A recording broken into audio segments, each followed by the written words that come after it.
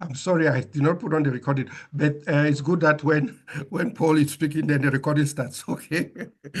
Ah, ah, I I'm forgot to special, put huh? it. But okay, Paul, you have the I'm floor the now. Secretary General of. Uh, am I good? Should I Yeah, go? you are good. Mhm. Okay, so I'm Secretary General of WAITRO, and I'll explain what that is when I get to my presentation. I was just asked to give some introductory remarks first. So, good morning, Africa and Europe. Good afternoon to Asia. And if you're connected from America, why are you awake? It's the middle of the night. But on behalf of WAITRO, the Secretariat, and the As Executive there has Board, I'm been very honored to continuous welcome you research to this workshop towards that's creating a co-organized more by ANSOLE. sustainable and eco-friendly By energy way of system, introduction, we meet up with there's increasing time for global one energy final demand. effort, right, to move the And this UN effort Sustainable motivated by Development Goals in climate the change right plus the direction. fact that the And let's be continuous need honest, many for of them are going in the wrong conventional direction. fuels There's such 5 years as to go before the coal target. and natural And gas SDG have had 7, a negative energy, is impact on particularly our important climate. for one And this very important transition has reason. encouraged If you can development of solve eco-friendly the energy sources challenge of over low time to cost, renewable energy abundant, sources among them sustainable energy, and all of solar, those wind, adjectives are hydro, important, and biomass. then a lot And of there the are other strong focus on SDGs actually sustainable become development. quite easy. In the year Water, food. 2020, over We know how to 70% do of these electricity things if only we dependent have on enough energy. renewable sources Now, you know available. this. I'm talking to a We bunch had of to hold energy deployment of researchers, so I solar don't really energy, need to convince you leading of the to importance. concerns regarding But I think maintenance it's and worth sustainability of such acknowledging that infrastructure. special role that And energy statistics research shows that plays. And I think that failure of this Waitrose, also accounts to as an 0.9% of association, can play a pivotal role in this by fostering partnerships across borders, which is what it does. Partnerships between the biggest and the smallest research organizations, but also including industry experts, investors, and policymakers in those discussions. Through its member organizations, Waitrose can drive innovative solutions that can be tailored to a region's unique energy challenges. It's broad, strong membership, particularly in Africa. Using that, we can nucleate initiatives that catalyze local capacity building and stimulate energy research and strengthen regional partnerships. We can empower the continent and others to leapfrog traditional energy systems and make more sustainable and indeed more inclusive energy pathways for the future. Now, we started the Waitrose working groups 3 or 4 years ago, and they were started with the philosophy that Waitrose members should have something to say in policy terms about how best to advance the SDGs. And also that my job in the Secretariat and indeed the Executive Board should partly be to advocate for what those members say. That's what the working groups are about. And there's enormous value in the Waitrose global innovation family, as we call it, and its consultative status with the UN agencies in advocating, for example, for targeted national funding in areas of technology relevant to both the SDGs and the Waitrose members could be enormously valuable. And so far, we've seen success of the working group 7. And success has only really come where there's strong, committed leadership emerging from the membership itself.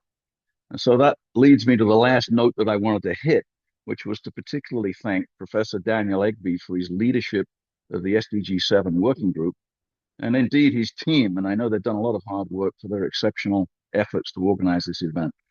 So I hope you find it productive and engaging, and I hope that it's the start of a lot of discussions, certainly not the end. So with that, I have to try and figure out how to share a slide, which is always an adventure for me because I'm a bit old for all this fancy technology, but let's see if I can do it.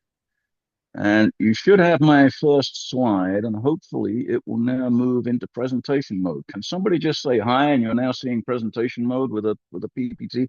Otherwise, I get halfway through my presentation and people suddenly stick their hand up and say, "We can't see anything." I hate it when that Yes, happens. Paul, we see it That's clearly. great.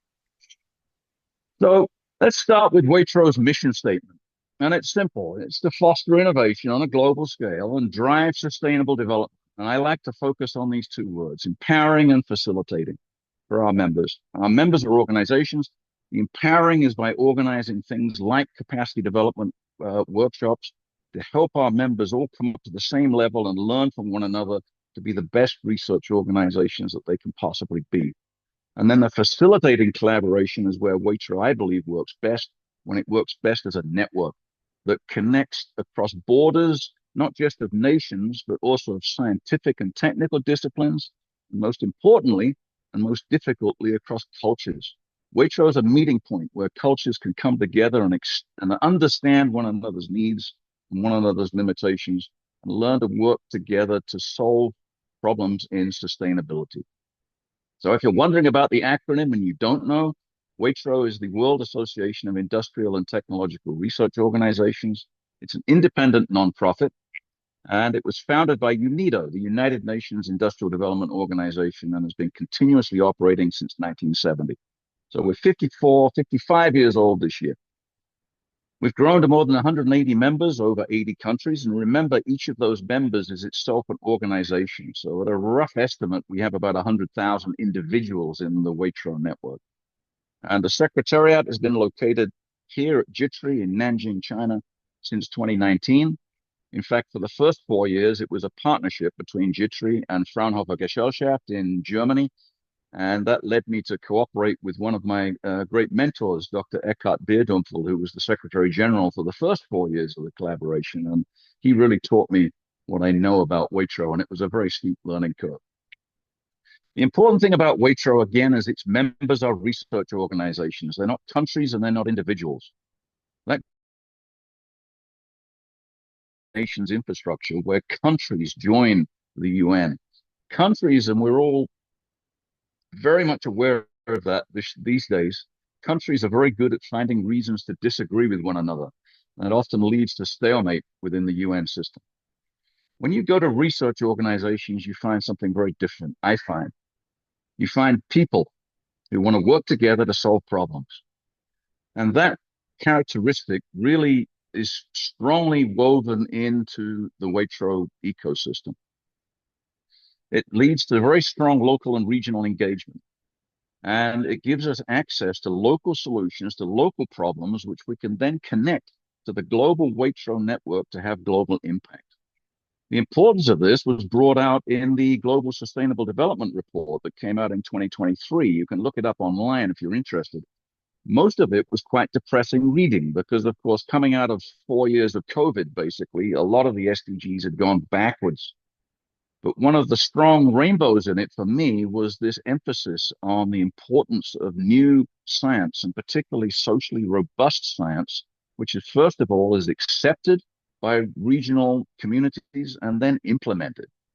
And that leads me, I think, to what the WAITRO focus is. I don't want to spend 25 minutes telling you about the history of WAITRO because you can go look it up if you're interested. It's all online. I thought it was more important to talk about where our focus should be in the next few years. And that's really encapsulated by this poster. Now, I'm sorry to say that if you didn't attend this, you've missed it because it was last year. But we'll have another one in a couple of years. And the important thing here is the title of the WAITRO Summit in 2024, From Innovation to Impact. How do we take all the wonderful innovation that's going on in every WAITRO member that I've ever visited around the world and turn it into real impact? Now, I believe I started off as a bench scientist, by the way. I have research publications, a lot of patents, and I've sort of accidentally wandered into international cooperation and management. But I have experience with commercializing a couple of research technologies. And if you're really going to have impact, you wind up having to sell something. And then you get into this area that is a term that I really don't like, technology transfer. How do you transfer your technology to actually have impact? To understand what's often the bottleneck between technology transfer and impact, there's a very interesting survey that I found a few years ago. It came out of Forbes magazine, and they looked at the top reasons that technology startups fail. So they found a bunch of failed technology startups, about 101 or something, I believe, after they failed, and they went and asked their leaders, why did your commercial startup fail? They were all trying to commercialize technology. The most interesting thing, this is the top 20 reasons that they found. You'll find them all listed here. And the most interesting, the word technology occurs exactly 0 times. The number one reason for the failure of technology transfer startups is no market need, 42%. Second is ran out of money, and all the other reasons are pretty much lost in the noise. And what this taught me some years ago is what I think a lot of researchers fail to internalize. We all sort of know it, but we don't really believe it. And it's this: people don't buy technology. My 35 years of experience in this business now, I've seen people try to sell technology many times. 95% of them have failed. People don't buy technology, they buy solutions to problems. Connection to the market is absolutely critical. Now, why is this relevant to WAITRO and the Secretariat here in China? Well, we're talking about energy, particularly sustainable energy, and the transition to sustainable development is a very big transition. We may be in a situation where we're trying to introduce technology where the market doesn't actually exist yet. Now, I found a wonderful quote a few years ago, and it came out of an address to an organization called the Association of Electric Vehicle Manufacturers. Now, the interesting thing about that is that that's not a misprint down there in my slide. This was actually from April 1907. And I don't know if you know, but the very first automobiles were actually going to be electric powered. But of course, in the early 20th century, battery technology was nowhere near sufficient. And then Mr. Diesel invented his great technology, and the internal combustion engine took over. But this fellow, Hayden Eames, was addressing the Association of Electric Vehicle Manufacturers, and he made this great quote. And I always teach people when I'm teaching how to present, I say, don't read your slides. But this is so important that I make an exception for this. He said, there's a tendency amongst well-trained commercial people to confuse the conditions of an established industry with the conditions that prevail at the inception of an industry when you've got to create demand before the competition comes in.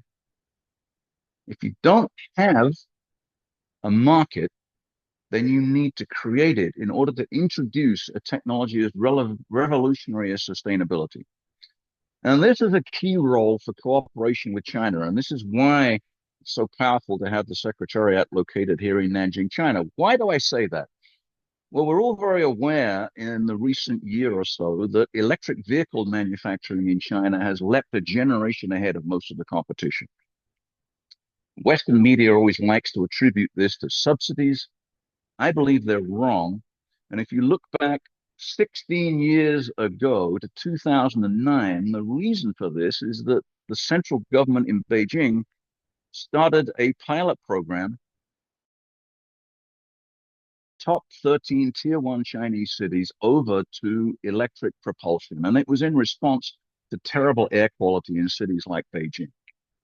They committed to, in the 13 tier 1 cities, which have populations, by the way, of anywhere from about 30 million down to maybe 12 million people, that they were going to promote the use of renewable energy vehicles. And they weren't just going to buy the vehicles, they were going to install the infrastructure and the service infrastructure. And you know what that did?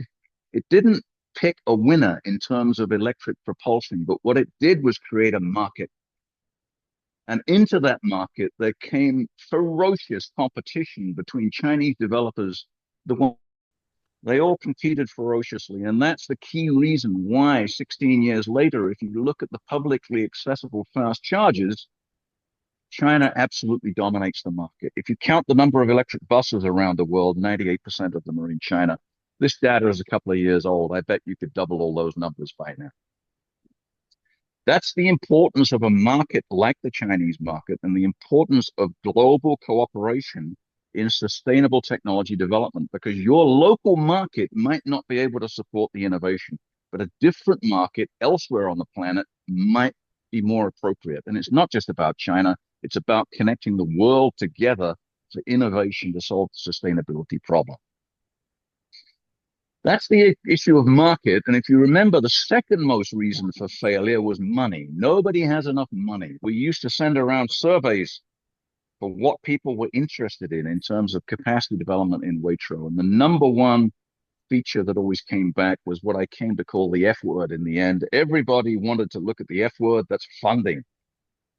If you look at the UN data for funding, the UN defines a funding gap between what we're currently investing in just environmental and social issues and what's actually needed to solve some of these problems. That funding gap right now, depending on what UN agency you listen to, is anywhere from 2.5 trillion, which is the number I picked here, up to $4 trillion a year that's missing from global investing in sustainable technology. This is where the funding gap is. Now, what can Waitrose do about that? We don't just need innovation in technology to fill this gap. $4 trillion is not the sort of money that you find down the back of a couch when you're cleaning on a Saturday afternoon, right? This is serious funding. And I discovered a few years ago that the Waitrose problem, I just accelerated ahead a little bit too there. The Waitrose problem was that all its members every year were fighting over the same small pot of funding. It's about $2 trillion worldwide in research from government development assistance. That's not going to fill a $4 trillion funding gap, not even if you used it all. If you look at the real money, where the real money is, and this is from a Waitrose associate member, Seneca Impact Advisors out of Hong Kong.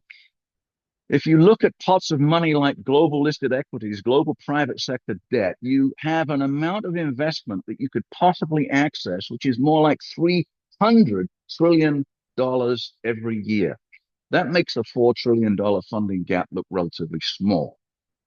What's this teach us?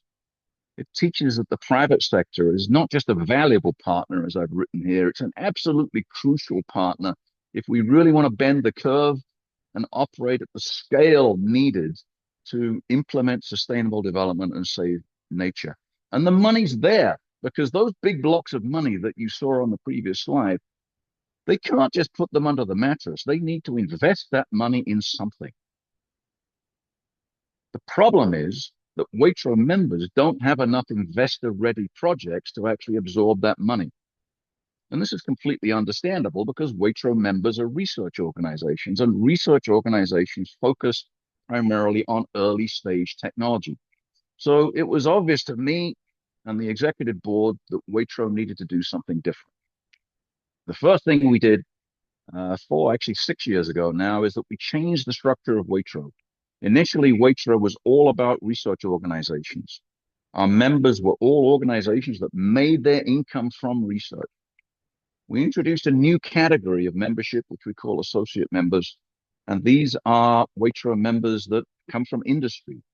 Their primary goal is making money and making product, but they need research that spans borders.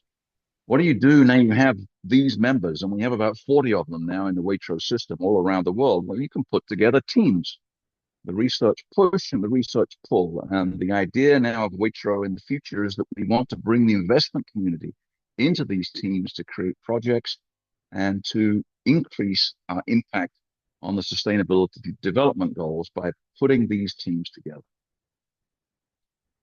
One of the ways that we've been delivering that impact is the Waitrose Summit. And I could spend 20, 30 minutes just telling you about Waitrose Summits, but I'm just going to focus on one thing because it illustrates the change or the addition, if you like, to the way Waitrose thinks that we've been pushing for the last couple of years. And that's the SDG Impact Poster Competition. We first did this in 2022 in Cape Town at the Waitrose Summit that was in South Africa. And we invited all of our members to put together a poster on their most impactful research for one of the sustainable development goals. And they all came, and we had about 50 posters, I believe, and it was a great success at bringing people together. And we voted for a winner.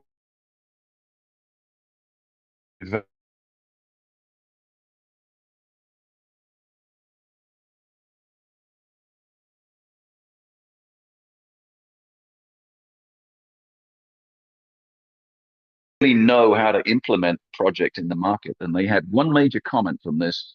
They said, none of these projects are investor ready, not by their standards. What investor ready means to them is that you have an exit plan, that you have an offtake agreement, that you have a growth target, that you know where the competition is, that you know where your customer is. Most of our research members were not very good at that. We did find a good winner. I hope they're on the call because the winner from 2022 was from Kibabi University, actually in Kenya, and they addressed the problem of sugarcane waste. There's a lot of waste material that goes under the general title of bagasse that comes from sugarcane manufacturer, and the current solution is to make big piles of it that emit methane, and they leach acidic water into the water system. And Kibabi came up with a great solution to turn that into cooking stove fuel. And a year later, that project actually was picked up for funding by Innovate UK in partnership with another WAITRO member, University of Huddersfield. So that's now off and running. So how do we address this idea of getting WAITRO members closer to investor readiness? Well, what you find, and this is particularly endemic in China, they like to do a lot of matchmaking, right? We all do matchmaking for project introduction between industry and government and research organization. Bring research and industry you together. have 5 more minutes to make partnerships. I can finish in 5 or 6. I've seen a lot of these things. Oh man, they like to do them around here. And it seems to me a nice analogy. What if you want to make a nice cup of cappuccino coffee, right? You know what a cappuccino is. You need milk and coffee, right? It's easy. You've got one friend who has a coffee plantation. You've got another friend that has some cows. Why don't we bring them together to matchmaking? And this, to me, is very similar to what happens in most matchmaking workshops that brings research together with industry. There's a nice picture of it, thanks to ChatGPT. There's the cows wandering around a coffee pasture, and you come back in a week and you wonder why you don't have a cup of cappuccino coffee. Fact is, this doesn't work very well, right? And it doesn't work when you bring early stage researchers together with industry and expect them to talk to one another. Coffee plus cows, you might get a lot of this rather than a lot of cappuccino. And this is the closest I've ever come to actually being able to say this word on an official WAITRO keynote. I'm very proud of reaching that accomplishment. The WAITRO difference is we actually want to build investor readiness. We want to teach our members how to get the milk out of the cow, how to pick the coffee, how to roast it nicely, so that our members will be in a good place to make unlimited supplies of tasty cappuccino coffee. So we did it differently this year. We started with a webinar about what's missing, how to develop investor-ready SDGs.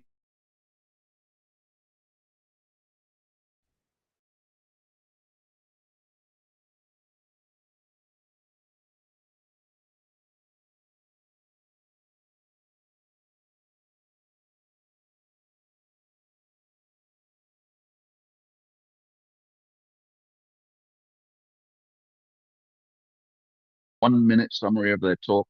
It was a total disaster. But the winners received a prize from Jitri, and more importantly, support from some of our associate member incubators and accelerators to execute their roadmap to investor readiness. This is one poor soul who was game to go and give his 1-minute presentation. You see here he's down to 46 seconds, and he just got finished introducing his name, I believe. But what it did, and here's my panel, and again, the panel are all real accredited investors.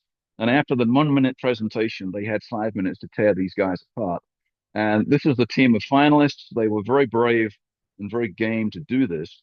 And we got another winner. This was actually one of the winners from this time Uganda. I see she's probably on the call as well. It was a company called Sweeto, doing solar-rated stoves. We actually had 3 winners, and this is the whole team of the finalists. And of course, you can't see the poster on the left here on a slide, but the interesting thing about it, we can get you this. We're going to publish these online somehow. At the very least, they'll be in the WAITRO annual report. And if you look at this poster, oh, and I have to pause here to say a special thanks to 2 of our WAITRO associate members, Headway Idea Labs from the USA and Seneca Impact Advisors from Hong Kong, China, who were really helpful in putting this together. But if you look at this poster, you see things you don't generally see on early stage research proposals: value propositions, revenue models. What's the market opportunity? What are the financial projections? What is the competition? What's your growth plan? How are you going to make this a real winning technology? How are you going to take this innovation and move it into impact? We hope in the future that we're going to develop this into a new WAITRO product, which is going to be a project advancement facility. And I hope a lot of that will be useful to our members in Sub-Saharan and indeed North Africa. If you look at the entire African continent, we actually have 57 members in Africa. That's one of the biggest groups, although Asia is growing quickly, I have to say. And I hope previously I convinced you of the importance of cooperating with the Chinese market if you really want to introduce sustainable technology now. But if you look at the future in another 25 years, this is population projection. out to 2050. And that's Africa and that's China. The market for sustainability right now might be in China, and I hope you can cooperate with us here. In 25 years, that market is going to be in Africa. Now, this isn't a fair comparison, of course, because China is a single, very, very coordinated country. Africa is a continent with a large number of countries, and they don't work closely enough together. I wish I'd see them working. I was very surprised when I went there a few years ago to find that most African countries.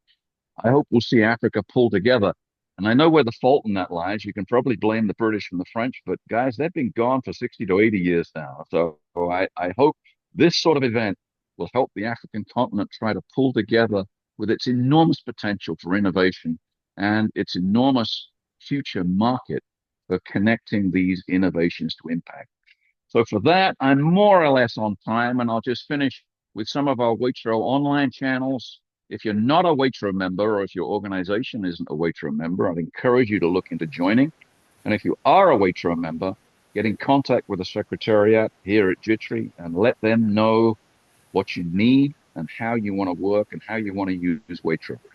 And I say them because you have just heard probably my very final keynote talk ever as WAITRO Secretary General, because I retire at the end of next week and I will hand over the Secretariat to the next person in line.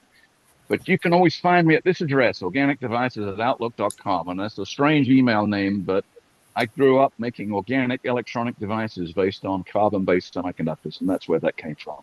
So with that, I wish you very much, very good success and very productive discussions and collaborations in this event and for the future. And thank you very much for giving me a little piece of your time to listen. Thank you. Thank you very much, Paul. That was quite insightful. And with this wealth of knowledge, it's really unfortunate that you're leaving WAITRO, but we hope to continue to engage in the nearest future. Thank you very much.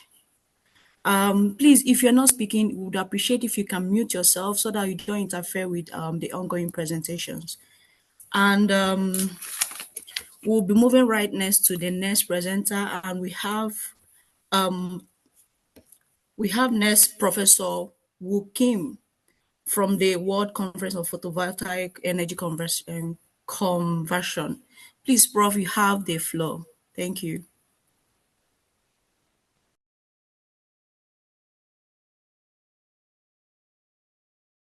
You are muted. Professor Wu, you are muted.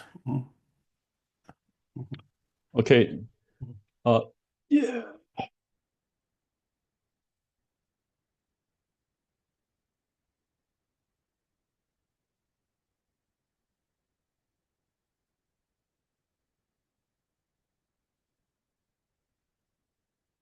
We can hear you. Please go Can hear ahead. you, Prof. Can speak now. Okay. Yeah. Okay. Thanks, Chairwoman, for nice introduction. So my name is Woo Kim. I'm serving as Vice President of International Cooperation for Korea Photovoltaic Society, and also Global Outreach Committee Chair of WPC9.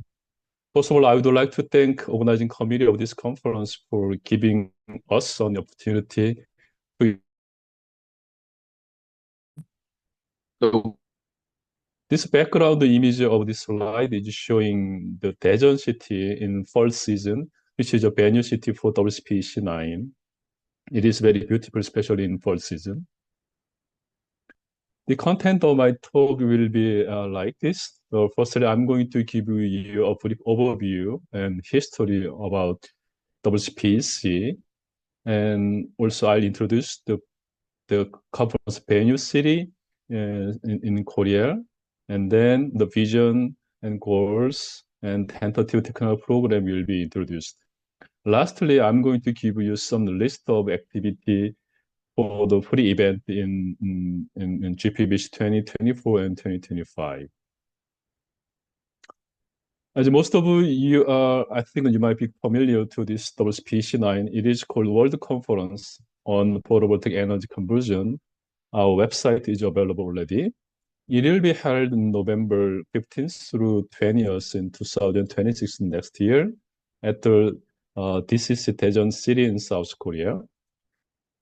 This conference will be co-organized by three major Photovoltaic International Conference, so-called 37th PBSE since in Asia, and 55th IEEE PBSE in North America, and 44th EU PBSEs in Europe. And also this conference will be sponsored by many PV companies and R&D Institute, and also government organization. And much more sponsor will be added sometime soon. In the middle part, there are some key dates. First of all, the call for paper will be sent out sometime around this first semester. And also abstract submission will start at the last quarter of this year. All other important date information will be posted on our website sometime soon. Okay, this is the history of WCPC in terms of the dates and venue. The first WCPC was held in Hawaii in USA in 1994. And since then, it has been held every 4 years in Europe, Asia, and then back to the USA. So 2026 WCPC 9 is the third event held in Asia. Okay, this slide shows some conference venue image in Daejeon Convention Center in Korea. And also some interesting attractions available in the Daejeon city. At the end of my presentation, I'm going to show you a short video on this venue and Daejeon city. Currently, visa-free entry is possible for more than 100 countries since 2022.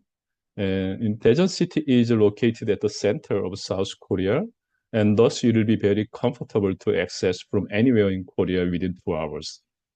Okay, it will not take longer than 2 hours from airport to Daejeon as well. Actually, our vision is to make this conference the PV Olympics for everyone to realize carbon neutrality. In terms of that, the various goals was set up as follows: a strategy for the progression of next generation solar cells, and pathways for integrated PV system, and advancement and distribution of PV technology in emerging countries like the African country, and boosting and backing for future leaders in PV R&D, and increasing the embracement of PV by the world. So in addition to this kind of goal, also the specific implementation strategy was established to achieve each goal. Like we'll invite outstanding invite speaker and special program for the strategy of progress. And for the integrated PV system, we always started to incorporate the BIPV and floating PV, agri PV, and green H2 and digital energy as well. There are much more specific implementation strategy will be set up. This is a list of tentative technical session, including tandem solar cell and silicon solar cell and perovskite and thin film and emerging materials. Also nowadays, it is very important to host the PV expansion to other fields as well. Definitely PV module and system, and PV policy and SDGs as well. A little bit more detailed description of each session will be given like this. It will be posted on our website sometime soon. You can find it in our website.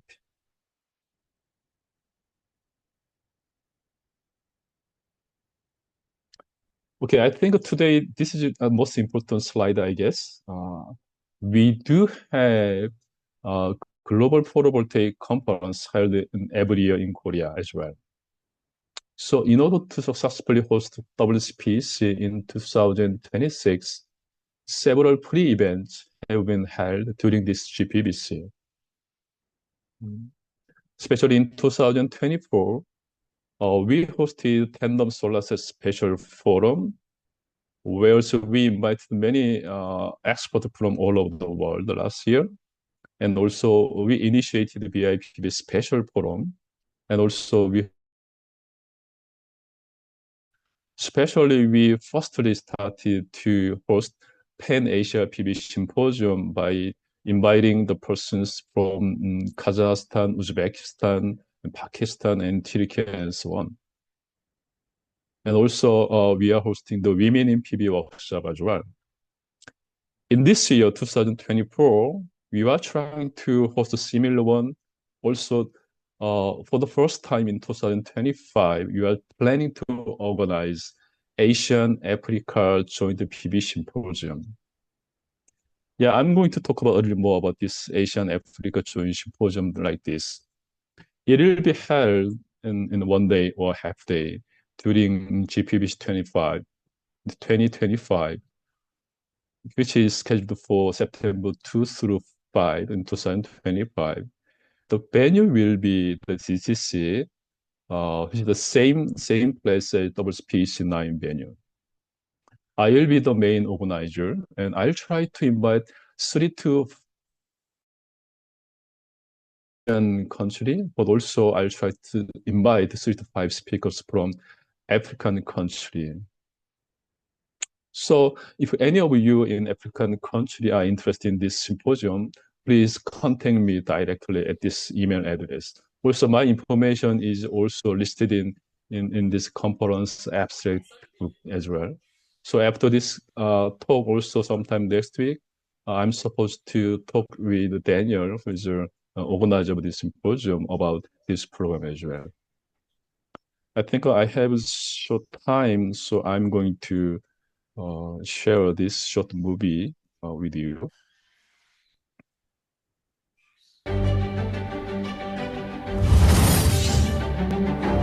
Time is biased to no one.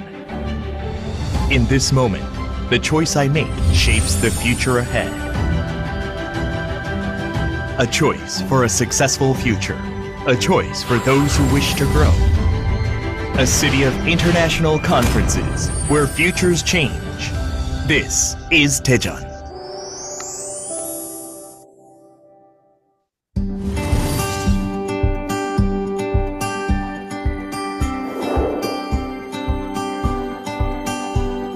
Once you make a decision, there's no room for regret. Focus only towards making it work.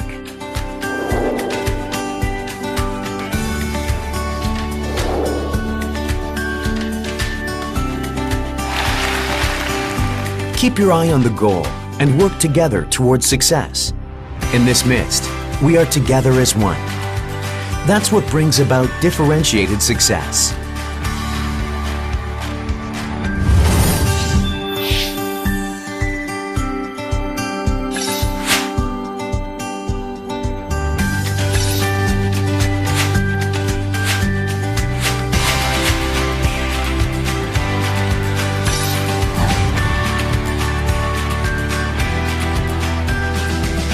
Today is filled to the brim with unlimited faith and trust. This is why I chose Daejeon as the host city for a successful international conference.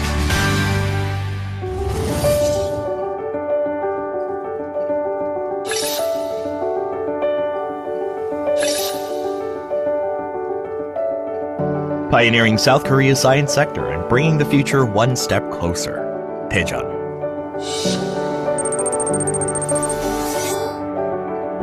A place full of human resource talent and infrastructural support that will yield my successes.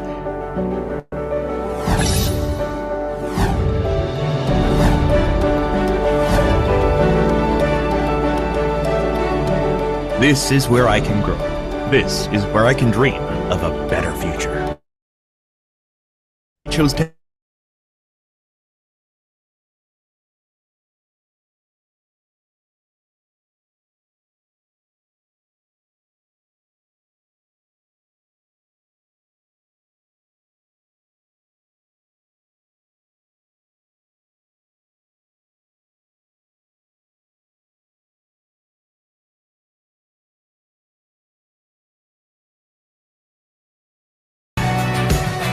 for the unbridled passion residing inside me.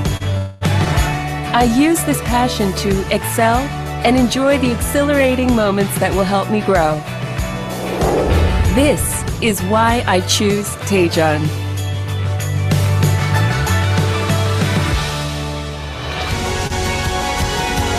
Distinguished services that move people, that make people believe.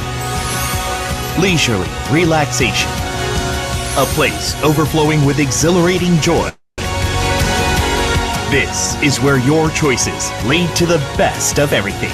Host city for successful international conferences. This is Tejon. Yeah, I think with that, I want to conclude my talks. If you come to visit this conference, I think you can enjoy your K culture and K food as well. So I hope to see you all in Korea this year or maybe next year as well. Thank you for your listening. Thank you very much, Professor Wu, for this opportunity. You are giving African scientists or innovators to come to Korea and visit your city.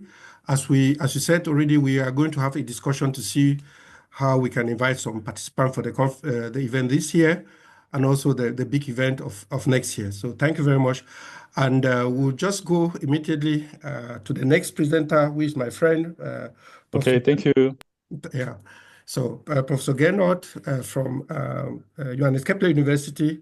So he's going to, I've given the floor. I don't need to read his title. He can present it himself. I've been working with Professor Gernot for the past 7 years in Linz. I am a guest scientist at his institution, and we've been working together in the framework of an Erasmus program where we had students from Africa, from Kenya, and from Ghana. I'm so pleased that he's been a very wonderful host of our African fellows. So you have the floor, Professor Gernot. Yeah, good morning or good afternoon to everyone. Do you see the slide already, Daniel? Yeah, we see. Okay, thanks a lot. Yeah, after being first in China, then in Korea, you are now going to Austria, which means Austria is in the middle of Europe. And the small city of Linz is in between Munich and Vienna. Yeah, and at this university, here this blue area is the so-called Plastics Valley in Europe. And we have a university which has 4 faculties, and Daniel and myself, we are in the engineering and natural sciences faculty with 4,500 students. And in this faculty, we have a polymer engineering and science program, which is covering the whole value chain of polymers or plastics, from catalysts, the different chemistry needed to get a polymer, to material testing, processing, and a final product which should be ready for the market. And we are coming from the Materials and Testing Institute, which means that's our main task. To do, for example, long-term testing of materials, and you can see it behind, for example, materials for photovoltaics. Why are we dealing with photovoltaics? I just would like to give you an idea. Currently, we take out about 100 gigatons of raw materials each year from our globe. 15 gigatons out of this 100 are related to fossil fuels. And most of these fossil fuels, more than 90%, are converted to energy associated with the release of emissions of carbon dioxide emissions. 40 gigatons each year are released by humanity to the atmosphere, fossil carbon dioxide emissions. And you will hear it later on maybe. Circular economy is a hot topic in society, but especially in the scientific, but also in the economic society. And we can take 3 measures. And the most important measure we should take is to prioritize regenerative resources. in order to reduce our CO2 emissions. And that can be done by direct or indirect solar energy technologies, including, for example, also wind power. A second main issue is to stretch the lifetime of a product to go for a more reliable and durable product. And the least effective measure we can take as human beings is to do recycling, because here most of the energy is already lost. And on the next slide, you can see the power additions, the capacity additions over the last 20 years. And I'm not so young anymore. I started my research in the 1990s, and I'm happy that photovoltaics in yellow and wind power, which means the new renewables, have gained a real a high importance, which means capacity in 21, the power capacity added 75% was related to PV and wind power. And I always say this development was made possible by plastics, because plastics are needed for photovoltaic modules. You can see it here, encapsulation films. Plastics are needed for wind power generators, no generator without plastics. Efficient wind power plants are needing plastics for the rotor blades. And plastics are also needed for the distribution of energy, of electric energy. For example, here in these high voltage DC cables, they are not possible without plastics. And at the University of Linz, in my group, we are dealing with the long-term behavior of plastics, for example, for wind power applications. Here you can see the rotor of a wind power generator, but also the rotor of an electric engine, which is made by laminates, which means inorganic materials connected with polymeric materials in a laminate structure. Here we are collaborating with voestalpine. On the other hand, we are collaborating with a raw material supplier, with Borealis, and they are dealing with the encapsulation of photovoltaic cells, mainly silicon solar cells, to realize a durable product. And one issue of photovoltaics is the delamination. In photovoltaics, you have many, many interfaces, and they should stay together. But in some cases, under some certain circumstances, delamination occurs, and this delamination is driven by local aging mechanisms. And in our CD lab, we call it HBOL. We are developing fracture mechanics test methodologies. We are deducing crack growth kinetic curves, and we try to establish structure property relationships in order to be able to do an optimization of these materials connected to each other. We are especially dealing with ethylene copolymers. You can see them on the left-hand side, for example, ethylene vinyl acetate, the state-of-the-art for encapsulation of photovoltaic modules. But we are also dealing with novel encapsulation materials. If you have a closer look, you don't see any oxygen in there anymore. It's just hydrocarbon-based. Such materials are needed to protect solar cells. And these materials are getting cross-linked during the lamination procedure. And what we are also doing is to describe these kinetics of